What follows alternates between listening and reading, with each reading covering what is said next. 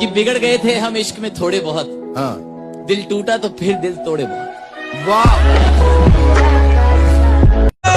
जला दूं जो तस्वीर तेरी उदास होगी क्या। तेरी कसम जाने जाना तेरे लिए। गाइस आज के इस वीडियो में हम बात करेंगे popular TikTok star, reels creator, YouTube blogger Mamta Acharya के बारे में। ममता का जन्म बर्मा म्यांमार में हुआ, मगर अभी वो थाईलैंड में काम करती है वहाँ पर, और उनको हिंदी बोलना भी आता है। थाईलैंड में एक शॉपिंग मॉल में जॉब करती हैं। ममता जॉब के बाद जो भी टाइम निकलता है उस पर वो शॉर्ट्स वीडियोस, यूट्यूब में ब्लॉगिंग और फोटोज क्लिक करती हैं। और गाइस कुछ दिन पहले ममता का इंस्टाग्राम आईडी हैक हो चुका था, उसके बारे में भी सब कुछ बताऊंगा। आज की इस वीडियो में हम बात करेंगे ममता आचार्य के लाइफ स्टोरी एंड बायोग्राफी के बारे में। अगर आप ममता आचार्य के फैन है तो हमारी वीडियो लाइक करें, चैनल पर नए तो चैनल को सब्सक्राइब करें, और हाँ, वीडियो के एंड तक जरूर देखें। तो चलिए गाइस वीडियो को शुरू करते हैं। ओ तेरी मेरी बातें होती रहे, ऐसी मुलाकातें। परों को खोल, जमाना उड़ान देखता है। परों को खोल, जमाना उड़ान देखता है। जमीन पे बैठ के क्या आसमान देखता है। तुम्हें मिस करता हूं,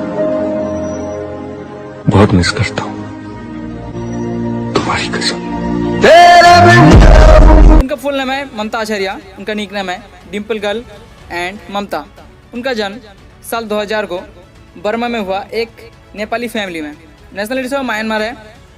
उनका रिलीजन है हिंदुज्म। प्रोफेशन से एक model, TikTok star, reels creator and YouTube blogger है। रिलेशनशिप सिंगल है, मैरिड है, अनमेरिड है। गाइस ममता आचार्य का जन्म साल 2000 को बर्मा में एक मिडिल क्लास फैमिली में हुआ, लेकिन ममता की फैमिली नेपाली है। उनको थोड़ी थोड़ी हिंदी बोलने भी आती है। ममता अभी थाईलैंड में जॉब करती हैं, एक शॉपिंग मॉल में। ममता को शॉर्ट वीडियोस बनाना बहुत अच्छा लगता है। ममता ने अपनी पढ़ाई 10th तक की है, उसके बाद पर कुछ पर्सनल रीज़न की वजह से वो अपना पढ़ाई पूरी नहीं कर पाई। अभी वो थाईलैंड में रहती हैं। ममता बहुत जल्द इंडिया भी आने वाली हैं। ममता आचार्य जिस शॉपिंग मॉल में काम करती हैं उसका नाम है प्लैटिनम मॉल, जो थाईलैंड में है। ममता की 2 बहन हैं, सोनिया आचार्य एंड मेनुका आचार्य। उनके फैमिली में उनके साथ उनकी मॉम रहती हैं। ममता अभी शॉपिंग मॉल में काम करती हैं। ममता की बहन सोनिया आचार्य ने एक दुकान ओपन किया है शॉपिंग मॉल पर, जो है बैग की, लेडीज़ बैग की दुकान है। उन्होंने अपनी माँ से पैसा उधार लेकर दुकान ओपन किया। सोनिया पहले कंपनी में जॉब करती थी, लेकिन उन्होंने जॉब छोड़ दिया और एक दुकान ओपन कर लिया मॉल में। ममता के पापा नहीं हैं। ममता जब स्टैंडर्ड 5 में पढ़ाई कर रही थी तब उनके पापा की डेथ हो गई थी। ममता अपने पापा को बहुत मिस करती हैं, क्योंकि उनके पापा उनको सबसे ज़्यादा प्यार करते थे। गाइस ममता आचार्य का लैंग्वेज बर्मीज़ है, लेकिन उनकी माँ के साथ जब बातें करती हैं तो नेपाली लैंग्वेज में बातें करती हैं। गाइस ममता आचार्य ने अपने करियर की शुरुआत टिकटॉक से की थी। शुरुआती वीडियो उनका व्यूज़ नहीं आ रहा था, बट वो वीडियोस बनाती गई, जॉब करती थी, उसके साथ साथ जो भी टाइम बचता था उस पर वो टिकटॉक पर वीडियोस क्रिएट करती थी। जब इंडिया में टिकटॉक बैन हुआ तो करीबन 6 मिलियन प्लस फॉलोअर्स हो चुका था। उसके बाद उन्होंने बहुत सारे ऐप्स में वीडियोस बनाया, बट कोई फ़ायदा नहीं, सब ऐप्स इंडिया से बैन हो गया। उसके बाद फाइनली इंस्टाग्राम ने रील्स का फीचर लॉन्च किया, और अभी वो इंस्टाग्राम की रील्स पर वीडियोस क्रिएट करती हैं। सुना है वो गुस्से में हर चीज तोड़ देते हैं मुर्शिद।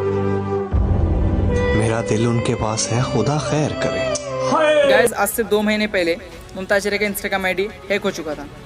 एक्चुअली उनको अंजलि गायकवाड़ के आईडी से मैसेज किया गया था। अंजलि इंडियन आइडल सीजन 12 की कंटेस्टेंट है, इसलिए ममता ने उस पर आंख बंद करके विश्वास कर लिया।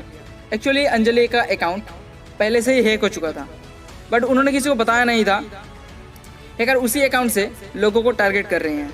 हैकर ने ममता को बोला, आपके इंस्टाग्राम में जो ईमेल है उसे हटाकर हमारा कंपनी का ईमेल रखना है, और आपको स्क्रीनशॉट करके हमें भिजवाना है। इससे आपको करीबन 40 से 50 हज़ार के करीब महीने का मिलेगा। तो उन्होंने पूछा कितने टाइम तक रखना होगा, तो हैकर ने बोला 5 से 10 मिनट रखना है। तो फिर ममता ने अपना इंस्टाग्राम आईडी पर जो ईमेल दिया हुआ था उसे हटाकर उसका कंपनी का, हैकर का कंपनी का ईमेल लगवा दिया। फिर क्या था, उनका आईडी का पूरा कंट्रोल उस हैकर के पास चला गया। जिसने हैक किया था उसका लोकेशन दिखा रहा था लाहौर, पाकिस्तान। तो ममता समझ गई कुछ गलत हो रहा है, तो फिर उन्होंने लॉग आउट करने की कोशिश की। उस हैकर का इसको लॉग आउट करने की कोशिश की, बट कोई फ़ायदा नहीं। खुद का फ़ोन से उसका आईडी लॉग आउट हो रहा था। फिर उन्होंने बहुत कोशिश की अपने आईडी को वापस लाने की, लेकिन कोई फ़ायदा नहीं। फिर उसके बाद दिन सुबह उस हैकर ने व्हाट्सएप में मैसेज किया कि मुझे 20,000 रुपये चाहिए, अगर तुम मुझे 20,000 रुपये दे दोगे तो मैं तुम्हारा आईडी तुमको वापस दे दूँगी। फिर ममता ने बोला कि मैं इंडिया से नहीं हूँ, मैं दूसरे देश से हूँ और मैं आके फिर दूसरे के देश पर आके काम कर रही हूँ, तो मेरे पास इतना पैसा नहीं है। उन्हें बोला आपके फ्रेंड्स इंडिया में रहते हैं तो उन्हें बोलिए, वो आपको पैसे दे देंगे। फिर ममता ने सोचा मैं तो उसे पैसे तो दे दूंगी, लेकिन अगर वो पैसे लेकर फिर मेरा आईडी वापस नहीं किया तो फिर मैं क्या करूँगी। और एक कर ममता को धमका रहे थे, अगर अब तुम पैसे नहीं दोगे तो मैं तुम्हारा आईडी को सेल कर दूंगा $3000 में। और बहुत दुखी हो गई और रोने भी लग गई, क्योंकि उसका पूरा मेहनत उसी पर था। अपने जॉब से जो टाइम निकलता था उससे टाइम बचाकर वो फ़ोटोशूट और वीडियोस क्रिएट कर रही थी। इतना मेहनत के बाद उन्होंने मिलियन फॉलोअर्स बनाया है और उसका आईडी कोई ऐसे ही ले जाए। फिर उन्होंने एक व्लॉग बनाया था, आई होप आपने देखा ही होगा। तो मेरा अकाउंट जो है वो हैक हो गया है। हंसी भी आ रहा है, रोना भी आ रहा है, क्योंकि हंसी इस बात से आ रही है कि मेरी गलती से है, ये मेरी गलती से हुआ है। और 10 से 15 दिन के बाद उनका आईडी वापस आ गया। इंस्टाग्राम का जो फेस रिकॉग्नाइज वाला ऑप्शन है उस पर जाकर उन्होंने आईडी वापस लाया। उनका इंस्टाग्राम आईडी है macharya99, जिस पर 1.1 मिलियन फॉलोअर्स हैं। उनका यूट्यूब में आईडी है ममता आचार्य ब्लॉग्स, जिस पर 38.7 के सब्सक्राइबर्स हैं, जहाँ वो ब्लॉग वीडियोस अपलोड करती हैं।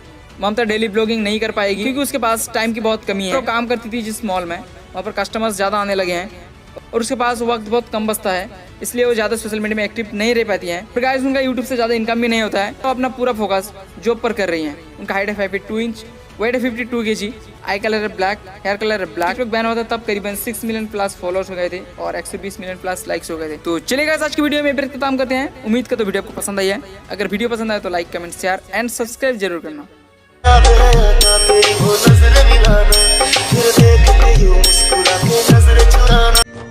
काश कोई बहाना मिल जाए तेरे शहर आने का,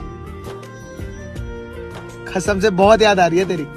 दिल से सुनती मेरे बाद किसी और को अपना बनाकर देख लेना, तेरा ही दिल तुझसे कहेगा कि यार उसके वफा की बात ही कुछ और थी।